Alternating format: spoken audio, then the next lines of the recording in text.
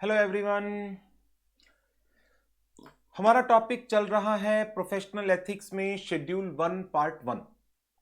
और last sessions के अंदर हमने अप टू क्लॉज नंबर 7 तक की डिस्कशन कर ली, जिसमें क्लॉज 6 एंड क्लॉज 7 उसमें डिटेल्ड गाइडलाइंस भी थी, जिनको रिवाइज किया गया था कोड ऑफ एथिक्स 2020 के थ्रू। नाउ इस सेशन में हम क्लॉज नंबर 8 उसको कवर अप करने वाले हैं। क्लॉज नंबर 8 के जो डिटेल्ड एक्सप्लेनेशंस है उसके अंदर भी काफी कुछ चेंजेस हैं जो कोड ऑफ एथिक्स 2020 के थ्रू किए गए हैं। तो पहले मैं आपको जो क्लॉज नंबर 8 के अंदर बेसिक पार्ट है वो बताता हूं, उसको डिस्कस करने के बाद फिर आगे हम फर्दर डिटेल्ड डिस्कशन में जाएंगे। क्लॉज नंबर 8 प्रोविजन देता है दैट कि कभी भी यदि कोई एंटिटी एक प्रैक्टाइजिंग सीए को अपॉइंट करती है by replacing the earlier one, पुराने ऑडिटर को हटाकर उसकी जगह पर किसी दूसरे पर्सन को, किसी दूसरे मेंबर को एज ए ऑडिटर अपॉइंट करे, देन इनकमिंग ऑडिटर की ड्यूटी बनती है जिस ऑडिटर को हटाया गया है, जिसको हम प्रीडिसेसर ऑडिटर भी कह सकते हैं, वो प्रीडिसेसर ऑडिटर से पहले कम्युनिकेट करे to ascertain whether there exist any reason किस लिए not to accept this audit, कि इस ऑडिट को एक्सेप्ट नहीं करना चाहिए मुझे। यदि ऐसा कोई रीजन एग्जिस्ट करता है, इसको जानने के लिए प्रायर कम्युनिकेशन इज रिक्वायर्ड। तो यदि इनकमिंग ऑडिटर प्रीडिसेसर ऑडिटर को कम्युनिकेट किए बिना ऑडिट को एक्सेप्ट कर लेता है, इन दैट केस क्लॉज 8 के अंदर ये मेंबर गिल्टी माना जाएगा। सो क्लॉज 8 की जो रिक्वायरमेंट है वो क्या है? A practising CA, a CA in practice shall be deemed to be guilty of professional misconduct if he accept a position as the auditor which is previously held by another CA or certified auditor without first communicating with him in writing, बिना उसके साथ prior communication किए। तो now अब जरा एक बार हम इसको थोड़ा सा डिटेल में डिस्कस कर लेते हैं। देखिए,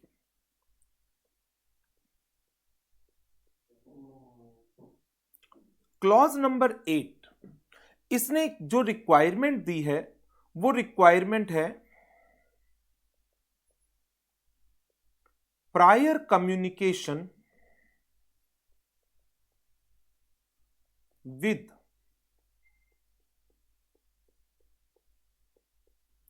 predecessor auditor.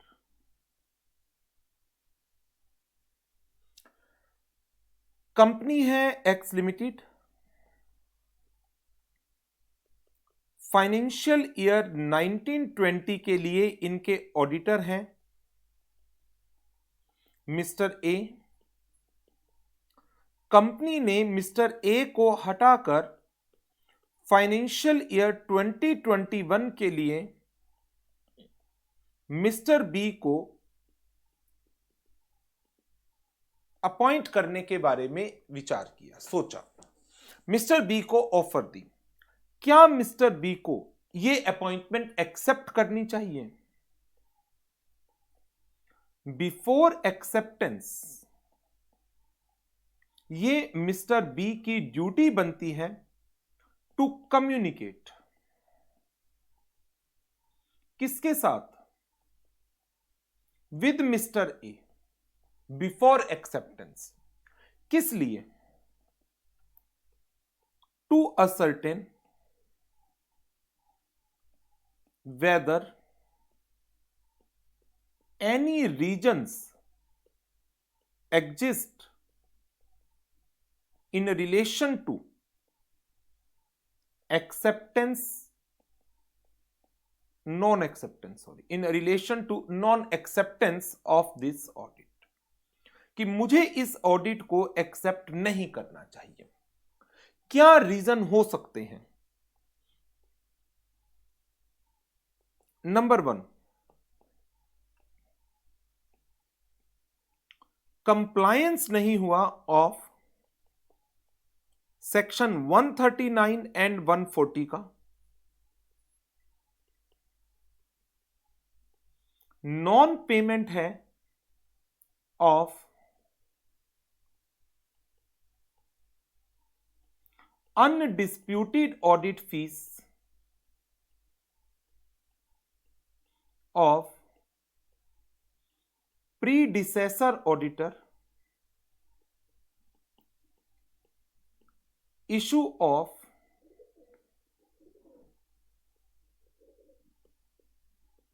qualified audit report. These can be the reasons जिसके कारण मिस्टर बी को ये ऑडिट एक्सेप्ट नहीं करनी चाहिए थी।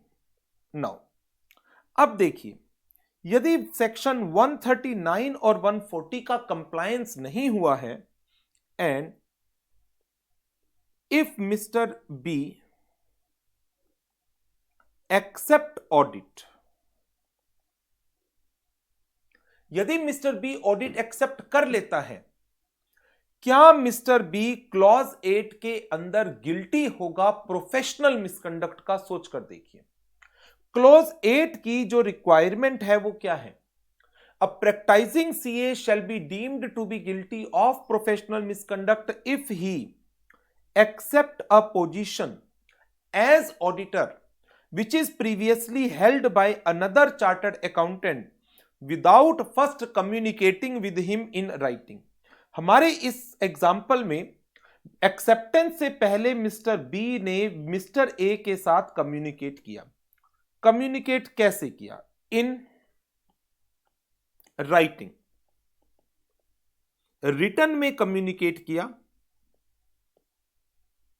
रजिस्टर्ड पोस्ट से कम्युनिकेशन भेजी with acknowledgement due, with acknowledgement due, या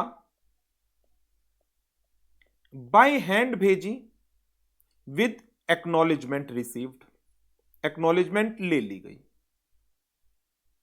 या रजिस्टर्ड ईमेल पर भेजा गया जो ईमेल आईसीएआई के रिकॉर्ड में है और उससे कंफर्मेशन भी आ गई कि यस ईमेल रिसीव्ड, या फिर यूडीआईएन नंबर के थ्रू भेजा गया, यूडीआईएन नंबर जनरेट किया गया। तो नाउ क्या क्लॉज 8 की रिक्वायरमेंट पूरी हो चुकी है? मिस्टर बी ने कम्युनिकेट किया है और मिस्टर बी की कम्युनिकेशन पर मिस्टर ए का रिप्लाई आया है। मिस्टर ए का रिप्लाई आया है, मेरे को रिप्रेजेंटेशन के राइट नहीं दिए गए। आप मिस्टर ए को हटा रहे हैं तो सेक्शन 140 के अंदर मिस्टर ए को आपको रिप्रेजेंटेशन का राइट देना था और मिस्टर ए ने मिस्टर बी को जवाब भेजा है, मुझे रिप्रेजेंटेशन का राइट नहीं मिला है। उसके बावजूद यदि मिस्टर बी ने ऑडिट एक्सेप्ट कर ली, क्या मिस्टर बी गिल्टी है प्रोफेशनल मिसकंडक्ट के? Whether mister B is guilty of professional misconduct, इसका जवाब है जी हां, mister B will be guilty of professional misconduct. लेकिन क्या क्लॉज 8 के? नो। ध्यान दीजिएगा इस बात पर, ये गिल्टी है clause number 9 part number 1 of first schedule के। अब आप कहेंगे सर क्लॉज 8 का गिल्टी क्यों नहीं?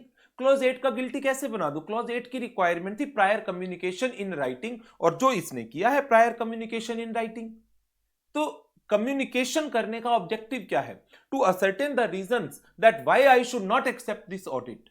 तो मेरे पास रीजन आ गया था। अब रीजन आ गया, उसके बावजूद यदि मैं ऑडिट को एक्सेप्ट कर लेता हूं तो क्लॉज 8 का गिल्टी थोड़ी बनूंगा। तो ये मिसकंडक्ट बनेगा क्लॉज नंबर 9 का, जो हम आगे जाकर के पढ़ेंगे। मिस्टर ए ने कहा मुझे मेरी फीस नहीं मिली, जिस पर कोई झगड़ा भी नहीं है, और मिस्टर बी ने ऑडिट एक्सेप्ट कर ली। इसके बावजूद mister B accepted the audit. क्या अब फिर कोई मिसकंडक्ट है? डेफिनेटली यस, अभी भी मिसकंडक्ट है। लेकिन क्या क्लॉज 8 का? अब आप कहेंगे नहीं नहीं नहीं सर, क्लॉज 8 का तो नहीं है, वो तो हमें पता चल गया। तो मिसकंडक्ट किसका है? मिस्टर बी का प्रोफेशनल मिसकंडक्ट है, लेकिन कहां पर? Clause 1 part second of second schedule, second schedule के पार्ट सेकंड के क्लॉज नंबर 1 का contravention of provisions of act, guidelines, regulations. तो ये जो पॉइंट है अनडिस्प्यूटेड ऑडिट फीस का, ये काउंसिल जनरल गाइडलाइंस का पार्ट है, जो हम लेटर ऑन आगे जाकर पढ़ेंगे। मिस्टर बी का कहना है और मिस्टर ए का कि मैंने क्वालिफाइड ऑडिट रिपोर्ट दी थी, कंपनी ने मुझे हटा दिया। मिस्टर बी ने ऑडिट एक्सेप्ट कर ली। क्या कोई मिसकंडक्ट होगा? यहां पर कोई मिसकंडक्ट नहीं होगा। रीजन, क्वालिफाइड ऑडिट रिपोर्ट देना, अनमोडिफाइड ऑडिट रिपोर्ट देना, एडवर्स देना, डिस्क्लेमर देना, it all depends upon the nature of evidences collected by the auditor and it is a subject of professional judgment that may vary from person to person. So clause number 8 का जो हमारा main part है वो यही है, क्या prior communication किया गया है विद द प्रीडिसेसर ऑडिटर और नो। कई बार क्या होता है कि आप प्रायर कम्युनिकेशन नहीं कर पाते और आपने ऑडिट एक्सेप्ट कर ली and after accepting the audit फिर आपको याद आया अरे ये तो मिस्टेक हो गई और बाद में आपने कम्युनिकेट किया, still it is a misconduct. So क्या रीजन है जिनके कारण आपको क्लॉज 8 की रिक्वायरमेंट को पूरा करना चाहिए? ये रीजन मैंने आपको स्पेसिफाई कर दिए। हर एक सिचुएशन के अंदर यदि पर्सन ऑडिट एक्सेप्ट कर लेता है तो उसके क्या कॉन्सिक्वेंस होंगे, मोड ऑफ कम्युनिकेशन क्या होगा, ये in writing, registered post by hand और रजिस्टर्ड ईमेल और यूडीआईएन नंबर जनरेटेड हो, और ऐसे कुछ छोटे छोटे से प्रोविजन है जो हमें और कवर अप करने हैं। जो कोड ऑफ एथिक्स 2020 रिवाइज 1 जुलाई 2020 से इफेक्टिव हुआ है, उस कोड ऑफ एथिक्स के अंदर काफी कुछ और पॉइंट्स नए डाले गए हैं जिन्हें हमें डिस्कस करना है। तो चलिए क्लॉज नंबर 8 की डिस्कशन मैं अब आपको करा रहा हूं मेन नोट्स में से, बुक में से। First point, professional reasons for not accepting the audit. Reason मैंने आपको अभी एक्सप्लेन कर दिए। First one, non compliance of section 139 and 140 of companies act 2013, non payment of undisputed audit fees.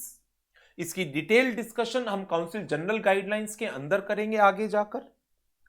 Issuance of a qualified audit report, ये जो exception है sick unit की, fees कब अनडिस्प्यूटेड मानी जाएगी, ये सारी डिस्कशन काउंसिल जनरल गाइडलाइंस में लेंगे हम। पहले दोनों केसेस में जहां पर नॉन कंप्लायंस है 139 140 का and non payment of undisputed audit fees है, acceptance of audit amounts to professional misconduct. लेकिन कौन से क्लॉजेस में, वो मैंने आपके साथ अभी डिस्कस किया है। इन point number 3, members may accept audit if he think that attitude of retiring auditor was not proper and justified, but if the report was qualified for good and valid reason, non acceptance तब भी misconduct नहीं बनेगा, ध्यान रखना। Non accept तब भी, यदि आप एक्सेप्टेंस कर लेते हैं ऑडिट को तो ये एक्सेप्टेंस मिसकंडक्ट नहीं बनेगा, बट गाइडलाइंस कहती है non acceptance would be a healthy practice. तो यदि रिटायरिंग ऑडिटर ने रिपोर्ट को मॉडिफाई किया था for good and healthy reasons तो आपको ऑडिट एक्सेप्ट नहीं करनी चाहिए, एडवाइजेबल है, एडवाइजेबल है, मिसकंडक्ट नहीं होगा यदि ऑडिट एक्सेप्ट भी कर लोगे तो। नेक्स्ट वन, ये नया पॉइंट ऐड हुआ है कोड ऑफ एथिक्स में, fees pending due to non availability of previous auditor. यदि अनडिस्प्यूटेड ऑडिट फी पे नहीं की जाती है तो ऑडिटर, जो इनकमिंग ऑडिटर है, वो ऑडिट एक्सेप्ट नहीं करेगा।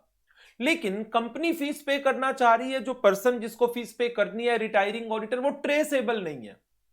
तो ऐसी सिचुएशन में कोड ऑफ एथिक्स का कहना है, where the previous auditor is not available for accepting the payment of undisputed audit fees and it is not otherwise possible to transfer the payment to him electronically, उतने amount का DD बना करके रख लो। Incoming auditor may advise the client to purchase the demand draft of the amount that is equivalent to undisputed audit fees and may accept the audit assignment after verifying the same।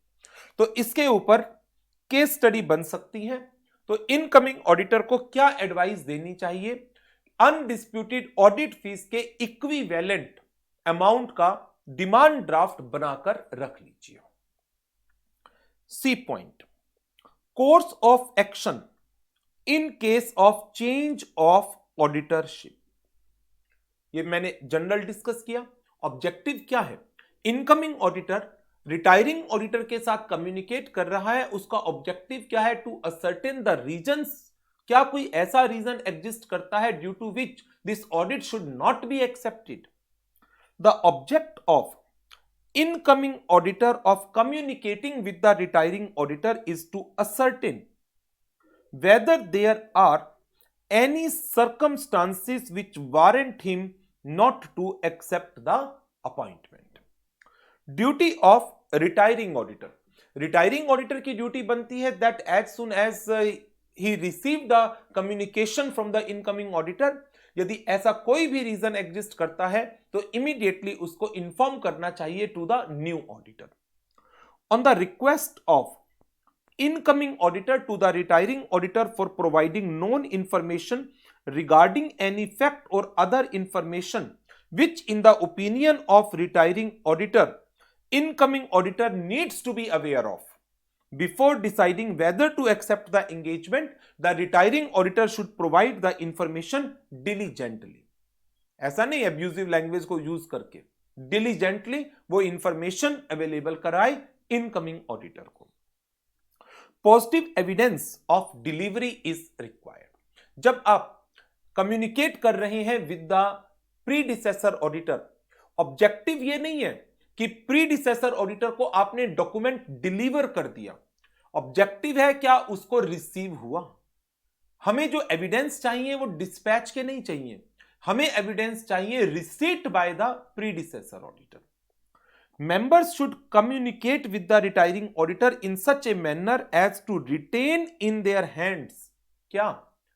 Proof of delivery या proof of delivery of communication. Deliver हुआ है और member को deliver हुआ, delivery का proof चाहिए या dispatch का? खाली डिस्पैच का प्रूफ कि मैंने डिस्पैच कराया था, डिलीवर हुआ या नहीं हुआ मुझे नहीं पता, ऐसा नहीं चलेगा। पॉजिटिव एविडेंस चाहिए of the delivery of communication and in the opinion of council the following would be in the normal course provide such evidence. Communication by a letter which is sent through registered post, लेकिन खाली registered post नहीं, साथ में उसकी acknowledgement वापिस आई। Registered post acknowledgement due by hand against a written acknowledgement. Revision of code of ethics में code of ethics के रिवाइज होने से पहले सिर्फ ये 2 पॉइंट थे, कोड ऑफ एथिक्स में रिवीजन के बाद ये 2 पॉइंट और नए ऐड हो गए। Acknowledgement of the communication from retiring auditor via email address registered with the institute or his last known official email address। जिस ईमेल एड्रेस के साथ इस जो प्रीडिसेसर ऑडिटर है उसका जो ईमेल एड्रेस है जो ICAI के रिकॉर्ड्स में है, उस एड्रेस पर आपने ईमेल भेजी है और उससे एक एक्नॉलेजमेंट आई है। Unique identification number UDIN generate किया गया है UDIN पोर्टल के ऊपर और इसके रेफरेंस में separate guidelines will be issued by the ICAI। ये पॉइंट बड़ा इंपॉर्टेंट है ऊपर वाले पॉइंट के साथ। क्या मियर certificate of posting is okay? Let's say एक सिंपल लेटर बनाई हमने, उस लेटर को हमने पोस्ट ऑफिस में हैंड ओवर कर दिया, और बाहर जो बॉक्स लगा होता है रेड कलर का, उस बॉक्स में ना डालकर, क्योंकि वो प्रूफ तो मिलेगा नहीं डिस्पैच का, अंदर काउंटर पर जाकर दिया और उसकी स्लिप ली है हमने, तो वहां से हमें सर्टिफिकेट ऑफ पोस्टिंग मिल जाता है कि yes this document is being dispatched. लेकिन इसकी क्या गारंटी है कि वो डिलीवर्ड होगा? सो mere certificate of posting is not a conclusive proof of communication. Mere posting of a letter under certificate of posting is not sufficient to establish the communication. Premises found locked. Premises found locked. आपने registered post से letter भेजी और वो letter वापस आ गई और उसके ऊपर लिखा हुआ है प्रीमाइसेस फाउंड लॉक्ड, और जो एड्रेस है जिस पर आपने भेजी है वो वही एड्रेस है जहां पर वो एड्रेस जो आईसीएआई के रिकॉर्ड में इस मेंबर के लिए रजिस्टर्ड एड्रेस था, इसका प्रीडिसेसर ऑडिटर का। इट्स ओके, देन इसको एक सफिशिएंट कंप्लायंस मान लिया जाएगा। Communication received back with office found locked written on the acknowledgement shall be deemed to have been delivered to the retiring auditor. Firm not found at the given registered address, ये point नया है, ये भी point नया है। Firm not found at the registered given address, यदि आपने ICAI के रिकॉर्ड में जो इस प्रीडिसेसर ऑडिटर का लास्ट नोन एड्रेस है उस एड्रेस पर भेजा है और वहां पर फर्म एग्जिस्ट नहीं करती है, इट्स ओके, इसको एक सफिशिएंट कंप्लायंस मान लिया जाएगा जो लेटर आपने भेजी है।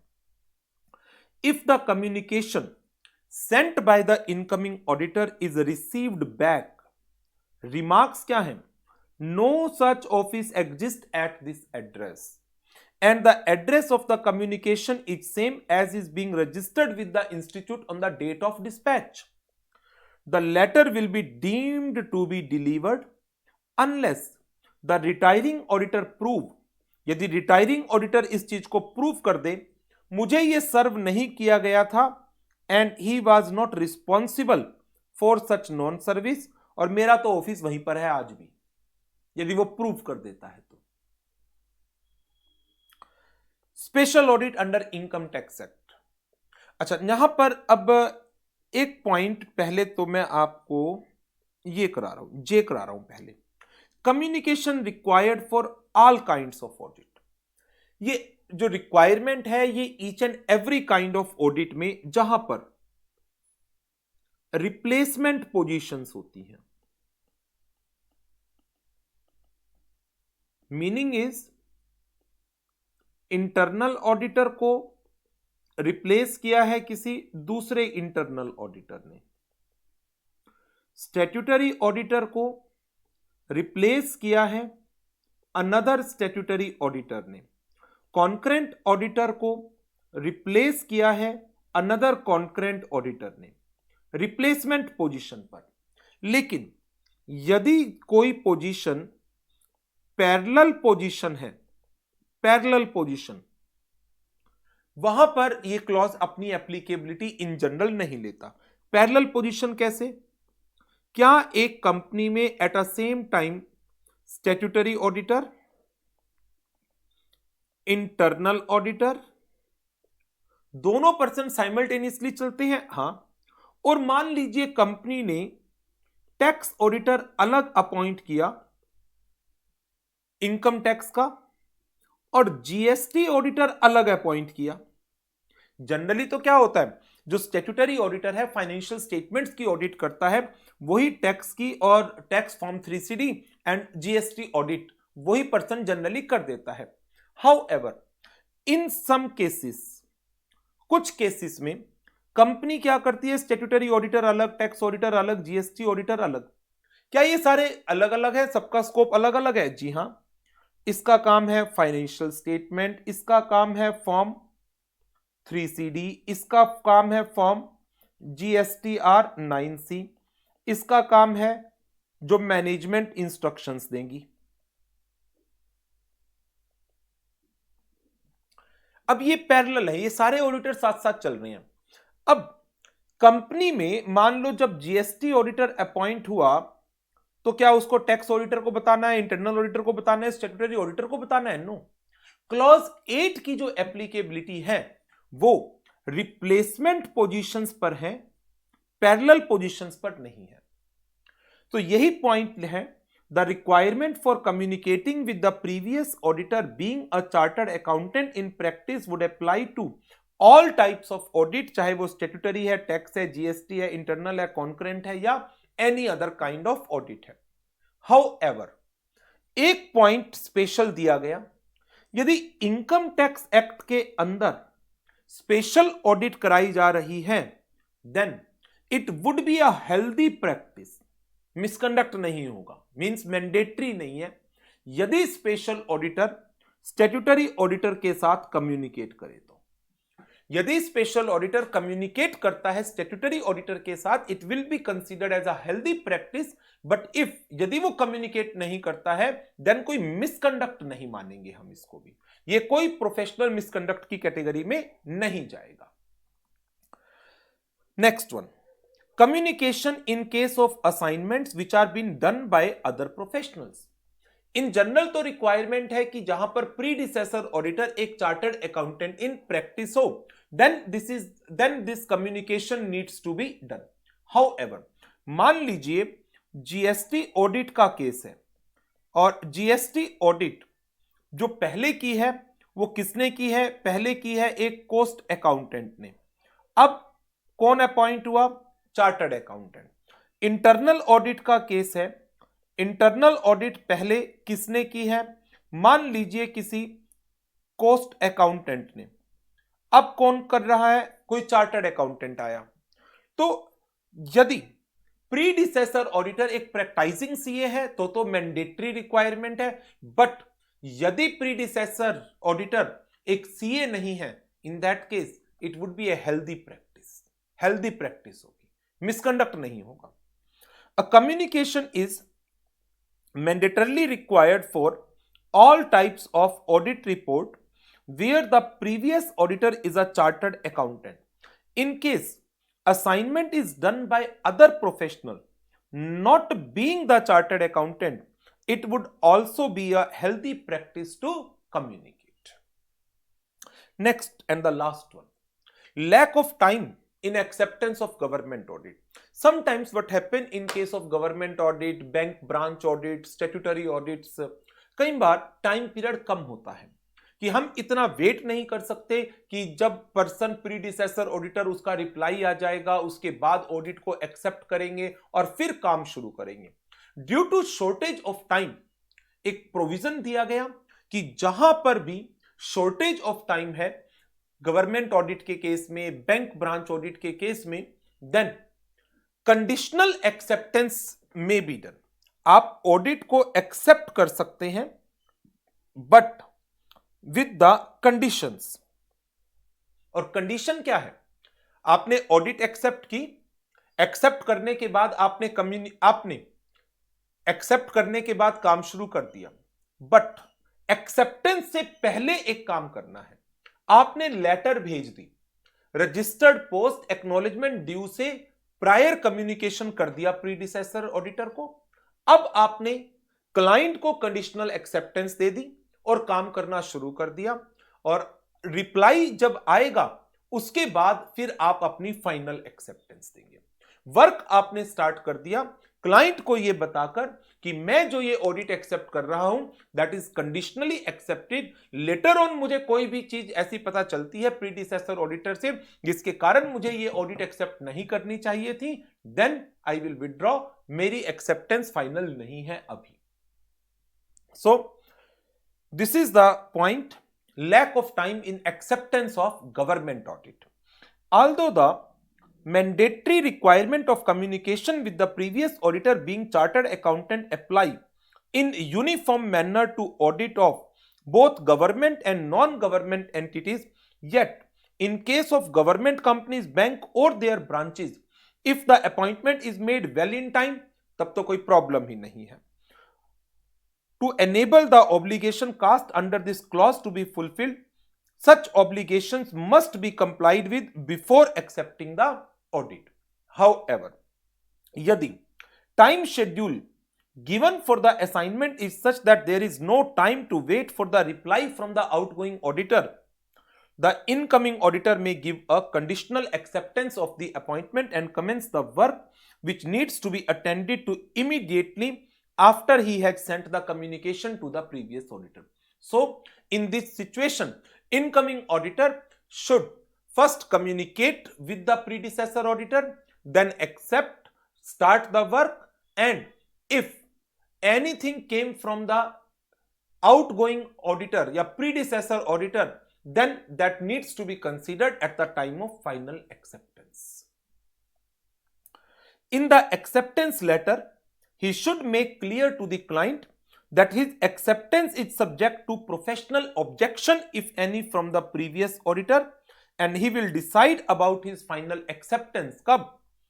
जब उसको information receive हो जाएगी from the previous auditor.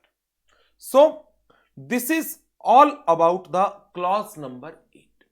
So, clause number 8 basic पढ़ा हमने, इसकी explanations पढ़ी, Code of Ethics 2020 के थ्रू किन पॉइंट्स को रिवाइज किया गया था वो भी हमने कवर अप कर लिया. तो अब इसमें हमें जो नेक्स्ट काम करना है वो इसके क्वेश्चंस के ऊपर करना है. तो स्टार्ट करते हैं इसके क्वेश्चंस को.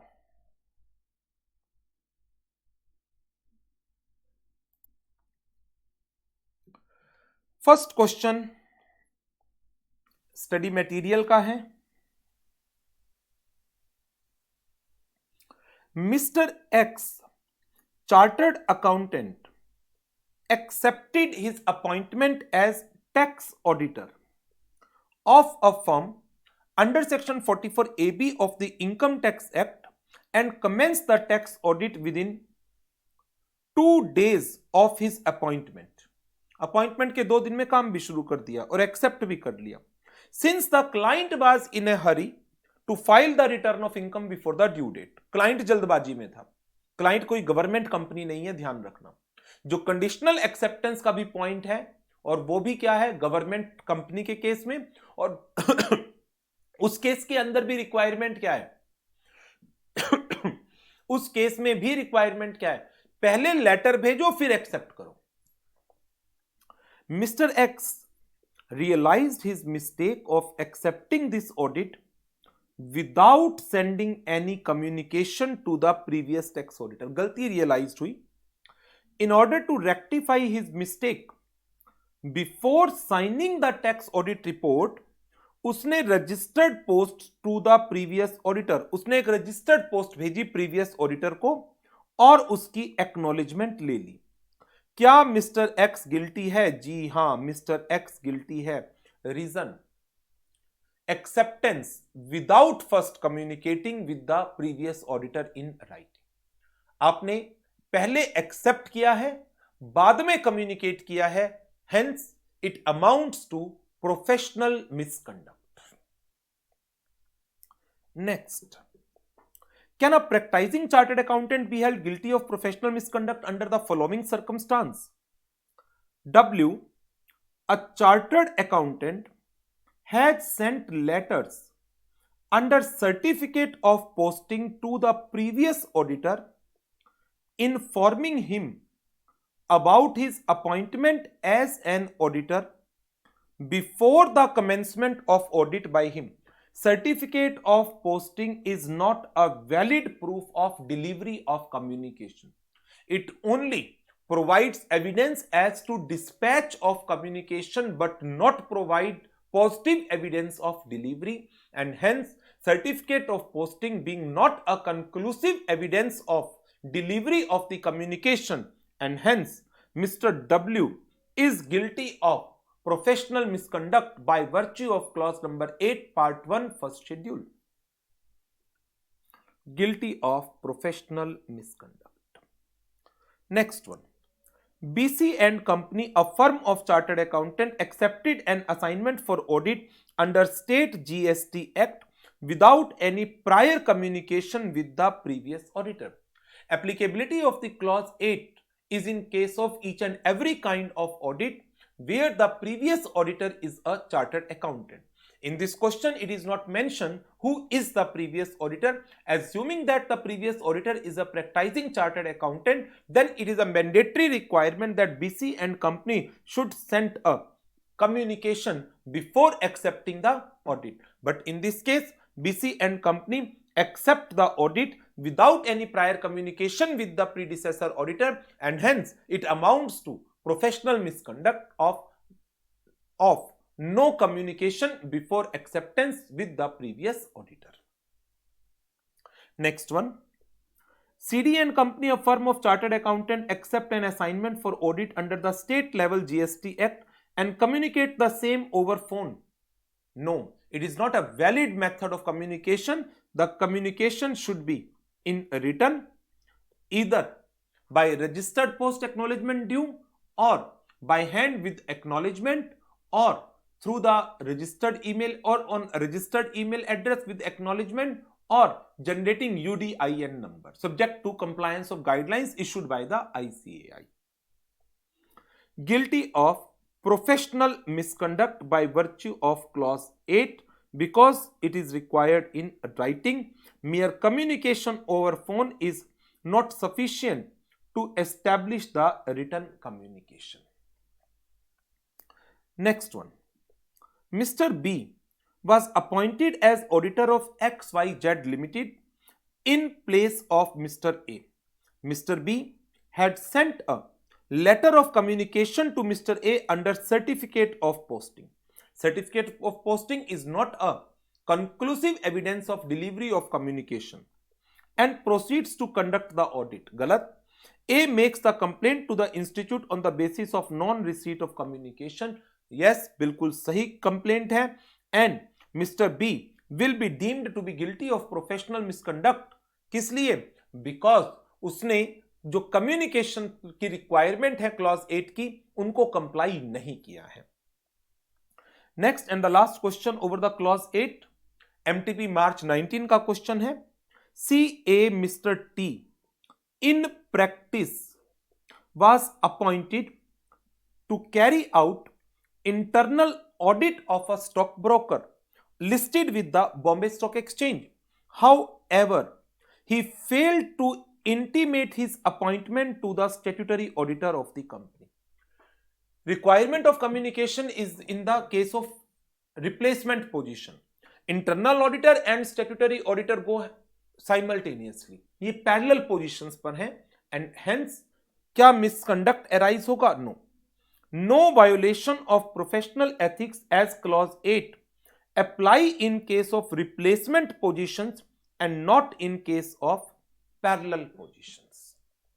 So this is all about the clause 8, उसकी explanation along with the जो amendments की गई थी by Code of Ethics 2020 और उसके detailed questions. अब आपका काम है रिवाइज करना और कोशिश करिएगा एक दो क्वेश्चंस की प्रैक्टिस जरूर करिएगा. Right, this is all for clause number 8 और इस सेशन को यहीं ओवर करेंगे और नेक्स्ट सेशन में अगले टॉपिक के साथ कंटिन्यू.